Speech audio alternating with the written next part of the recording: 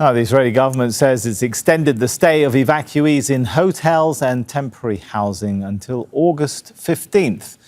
In October last year, Israel's defense ministry said around 125,000 people evacuated from communities bordering Gaza and Lebanon would stay in state-funded temporary accommodation until the end of the year. 70% of people who left communities bordering Gaza have now returned. But 27,000 are still living in hotels. 21,000 come from border areas close to Lebanon. Earlier this year, Israel's government announced a $950 million initiative aimed at revitalizing its northern region. Amir Oren is a columnist at Haaretz, focusing on military and government affairs. He joins us now from Tel Aviv. Good to have you with us. So first of all, how much of a strain is the issue of the displaced Israelis putting on the government?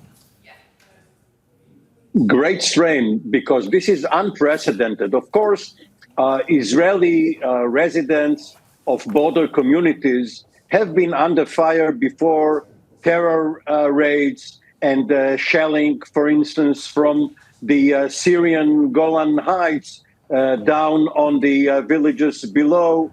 But the fact that so many people have been dislocated for so long, and they are anxious to go back, but they demand that the government take care of their personal and family security before they go back. That makes the government have to decide whether it goes for a diplomatic solution with Hezbollah, regardless of whether it will be couched in negotiations with the government of Lebanon, which is obviously powerless, or whether it goes to war, at the end of which it will revert to these negotiations. So why go to war in the first place? And the residents demand that the government not put off these decisions until such time as there is a ceasefire in Gaza, as your previous report reported, but that it will be done immediately and no later than early August, so that come September 1st, the new school year, the children will know whether they are going to school in their old communities or are dispersed throughout Israel. In addition to the economic strain, I think the figure published was 3.2 billion Israeli shekels, which was spent on housing. We've heard, but putting the economic cost aside, we've heard from, of course, we regularly hear from families of the captives calling for a ceasefire. Are we seeing that kind of political pressure from the displaced communities? Well, there is public pressure. Whether you can call it political is an open question, because there is no mechanism to convert public sentiment. And public sentiment is now against the Netanyahu government. Some 3/4 of the public has had enough of Netanyahu. They want him out, but there is no way to convert it into parliamentary power, because he still has his 64-member coalition intact. And until such time as there are fissures in this coalition, the cries of the hostage families or the dislocated would have no effect. Some people expect a large demonstration to have this effect, but this has yet to emerge.